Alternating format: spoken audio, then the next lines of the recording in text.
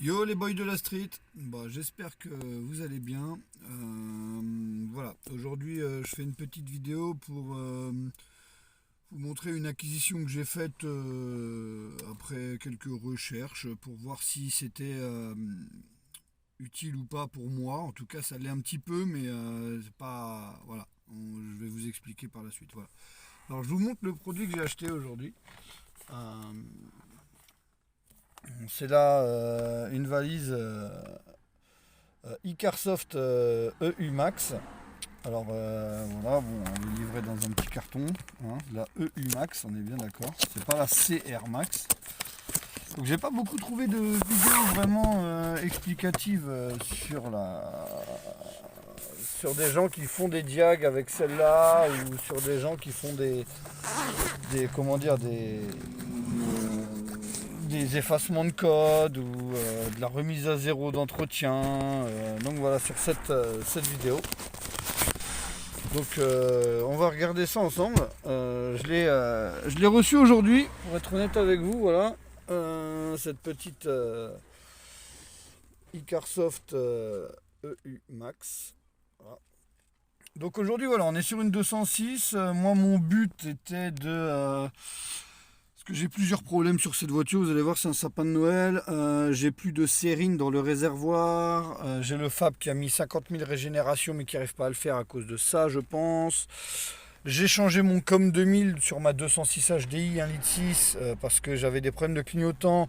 Du coup, j'ai plus de problème de clignotant, mais le voyant ESP ABS est allumé et le voyant d'airbag parce qu'il est dedans. Donc voilà, je vous montre. Hein.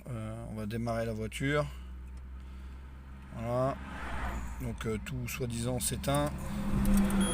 Je démarre la voiture. Bon, j'ai toujours le voyant d'airbag qui reste. Le voyant moteur, il n'est pas là. Et bon, voilà, je vais tourner le volant. Je vais retourner le volant de l'autre côté.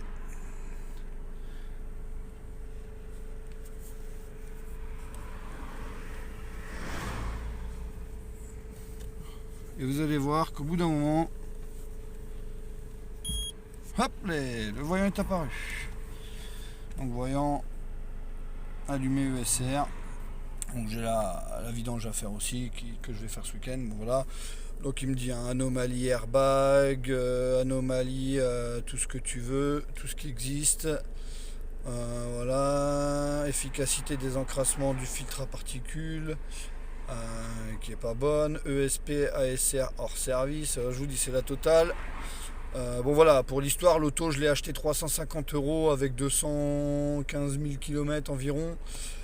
Elle démarrait, elle roulait, il y avait quelques bricoles à faire. Bon, et voilà, et c'était juste pour aller au travail, ça me va bien. Et je m'en fous de tout ça. Donc je vous montre voilà la EU Max, je l'ai acheté pour effacer mon voyant moteur et sur le site internet, il y a écrit qu'on peut refaire un calibrage du capteur d'angle de volant qui pour moi était ça en fait au final. Euh, pour ça que j'ai plus d'ABS et plus d'airbag et plus de SP, j'ai plus rien.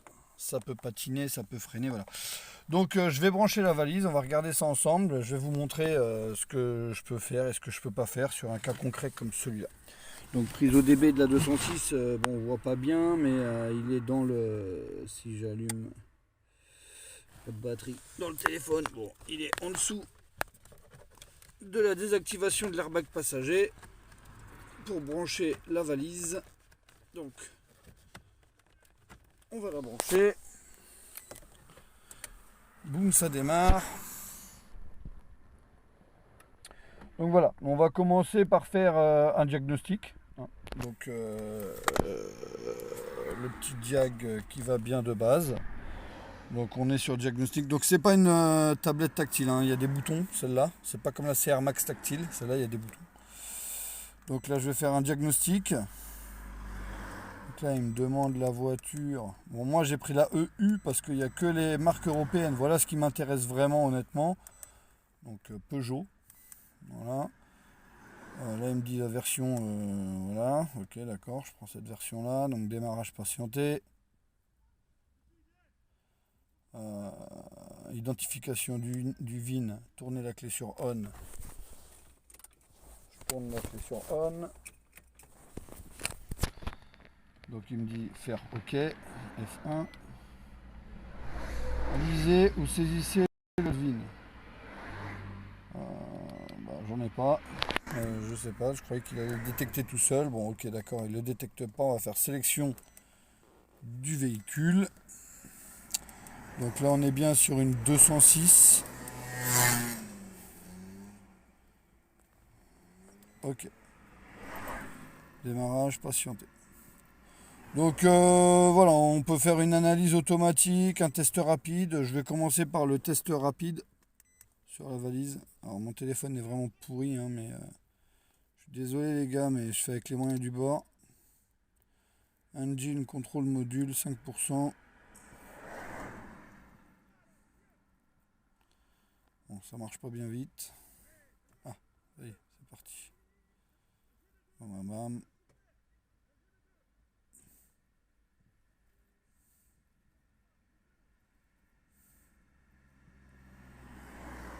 Donc il me fait un peu toutes les analyses, hein. Je sais pas ce qu'il fait vraiment tout, mais je le laisse faire, Michel.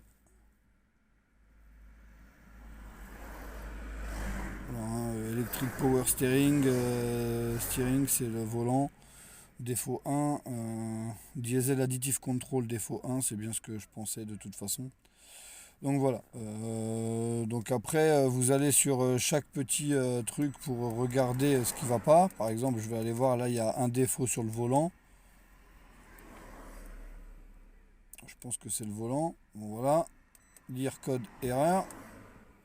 Défaut entre les signaux S1 et S2 du capteur d'angle du volant. Court-circuit entre deux fils. Voilà ce qu'il m'écrit.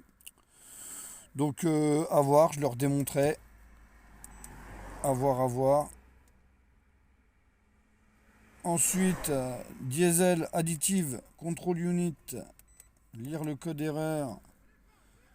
Panne intermittente, pompe additif, diesel. Donc ça, dans cette voiture-là, c'est un 1,6 HDI de 110 chevaux et il y a un réservoir de sérine dans la voiture et il est vide, je pense. Ouais, et alors ABS, ESP, il me trouve aucun code erreur, donc ce qui est bizarre parce que je l'ai. Mais bon, c'est pas très grave, on verra plus tard. Ensuite, je vais quitter. Vidéo de merde, hein, je vous le dis. Mais bon, c'est comme ça. Je voulais vous la faire rapidement aujourd'hui. Je viens de la voir, la valise. Donc voilà. Là, j'ai refait un contrôle complet. Analyse complète. Et puis, il me redit les mêmes choses, hein, sensiblement. Donc, voilà, je vais pas me battre avec le système. Ok. Donc, je quitte. Donc moi j'ai voulu, aujourd'hui j'ai essayé quand même, j'ai voulu faire une réinitialisation de l'angle de braquage du volant, qui n'a pas voulu être faite par le truc, je vous le montre, hein. Donc il y a voiture entretien, donc j'ai été dessus, j'ai fait OK. Donc là j'ai vu... il est où ce truc? Je pense que c'est SAS. Voilà. J'ai été sur Peugeot. Ok. Démarrage patienté. Sélection du véhicule. Merde, je me suis trompé. C'est une 206. Alors j'ai pas essayé Mux, tiens, je vais essayer.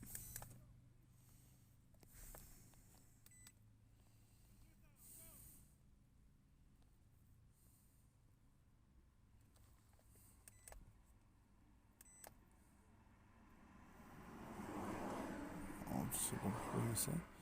Calibrage du capteur d'angle de volant. Ah, peut-être que sur Mux ça marche, j'avais pas essayé. Mettre le contacteur d'allumage sur off. Alors, on va essayer, hein. Je vais faire tout ce qu'il me dit, hein. Donc F1, OK. Mettre le contacteur d'allumage sur on.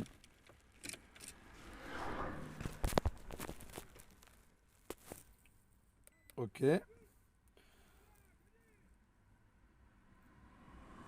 Alors, non, remplacement d'un capteur du module de communication du volant, le travaux sur la colonne de direction, support de colonne. Ok.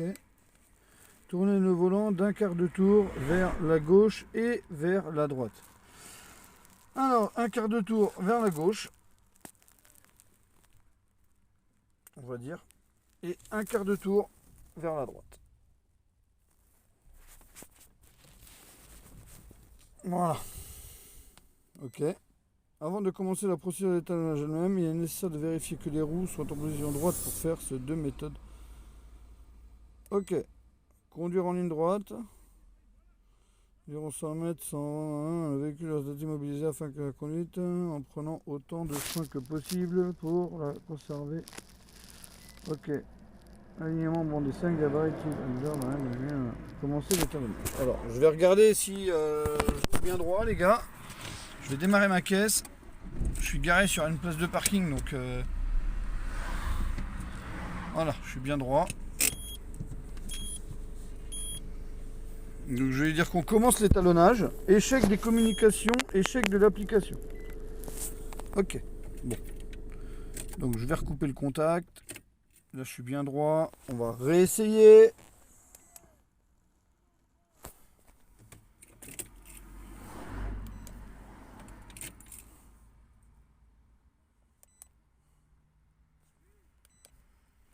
Retourner un quart. Retourner un quart.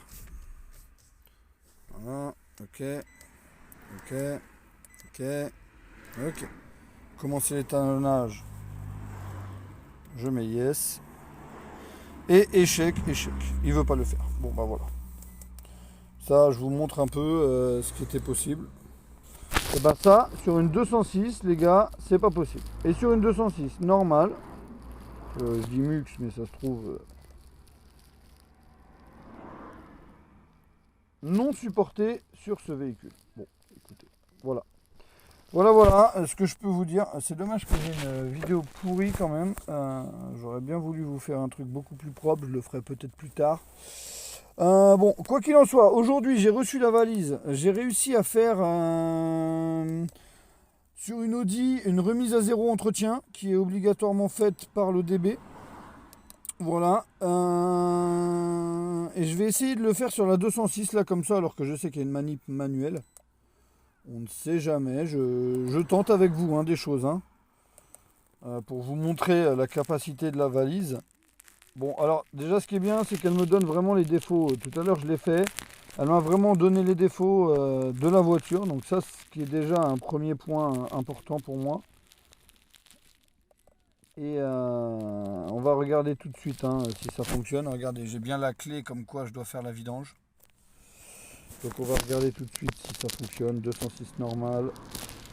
F1 OK. Non supporté sur ce véhicule. Bon, bah, peut-être parce qu'on peut le faire en manuel aussi, je l'entends. Je l'entends bien leur petit truc. J'essaye avec une 206 MUX. Service de réinitialisation. Mettez le contacteur sur on en cours de communication. Veuillez patienter, application terminée. Et je vous avoue que ça a marché, j'ai rien touché, vous avez bien vu. 28 576 sans la clé. C'est propre, c'est beau, c'est avec Myrlène en machine avec adoucissant. Donc voilà. Moi ça a fonctionné pour moi, ça a fonctionné sur une Audi 2017 tout à l'heure, où on est obligatoirement obligé de passer par le truc. Donc j'en suis content. Je trouve que ça fonctionne bien pour ça. Après j'ai essayé plusieurs choses et je ne sais pas, il n'y a pas grand chose qui marche. Pour ma voiture en tout cas, c'est vrai que c'est une vieille caisse. Voilà, maintenant moi je veux pas vous dire que c'est de la merde ou que c'est pas de la merde. Juste ça fait pas tout non plus quoi. Faut pas s'attendre à des miracles. Ça doit faire plein de trucs sur plein de voitures, mais pas sur une vieille 206 toute pourrie. Ça c'est sûr. Je vais réessayer les injecteurs, je sais pas ce que ça peut faire, juste pour voir. Moi je suis curieux, je suis quelqu'un de curieux par nature. Non supporté sur ce véhicule. Donc, je pense que vraiment la mienne, il faut que je mette MUX. parce que je pense que comme c'est une phase 2, il y a des chances que... non supporté, oui, injecteur non supporté sur cette voiture-là. Donc la reprogrammation d'injecteur, alors est-ce que c'est vraiment nécessaire sur ce type de véhicule quand vous voulez changer? Bonne question, je n'aurai pas la réponse pour vous. En revanche, ça marche pas. Alors l'oil reset ça marche. Et après il y a d'autres bricoles. Est-ce que je sais pas quoi. Plein de trucs. Alors j'ai essayé l'airbag, vu que j'ai le voyant d'airbag qui est allumé. Hein, on l'a vu là ici. Je l'ai essayé sur cette valise en mettant airbag reset, mais il n'y a pas la marque de ma voiture. Voilà, déjà c'est l'histoire est réglée. J'ai pas pu le faire. Voilà. Donc ça c'était l'histoire était vite réglée. Après j'ai pas voulu tester autre chose vraiment plus que ça quoi. Voilà. Bon ben c'était pour vous faire un petit truc sur une EU Max, hein, vraiment. Parce que j'ai pas vu beaucoup de vidéos. Voilà, je suis sur ma 206, 1,6 litre HDI, 110 chevaux. J'ai voulu essayer pour voir ce que ça donnait. Vous voyez un peu. D'ici un mois, je devrais avoir d'autres voitures à tester, comme une Clio 3 1,5 litre DCI, une BMW E93, une BMW E46 aussi que je peux essayer prochainement. J'ai une BMW F31 que je peux essayer dessus pour voir 2-3 bricoles. Si vous voulez, ma chaîne, bon moi je suis pas youtubeur de ouf, juste je suis là pour vous montrer la vraie vie que moi je vis avec les voitures, les tablettes, tout ça. Il n'y a pas de placement de produits, de faux trucs, de machin. Après, si YouTube veut bien me payer pour des bricoles, il n'y a pas de problème, je prends comme tout le monde. Mais voilà, il n'y a pas de placement de produit, il n'y a pas de marque en particulier quand je vais monter des pièces ou des choses comme ça sur des voitures. Donc voilà, je vous ferai des vidéos comme ça. Et ben écoutez, merci de m'avoir écouté les gars, si ça vous a servi, c'est le plus important. J'aurais bien aimé moi avant de l'acheter avoir quelques trucs, je les ai pas, mais ça me va déjà pas mal pour ce que je peux faire. En tout cas, on peut faire un peu de diag avec, on peut essayer 2-3 bricoles. Après, est-ce que ma 206 est un peu vieille? Est-ce que c'est pourri pour faire ça? Est-ce que ça marche pas mieux sur d'autres modèles? Voilà, mon collègue, il avait une Audi, ça a bien marché. On a essayé que la remise à zéro du véhicule et checké 2-3 bricoles, ça a fonctionné. Et ça a fonctionné pour des choses qui étaient vraies. Donc comme les TPMS parce qu'il a enlevé les capteurs de roue et ça garde en mémoire son problème, donc voilà.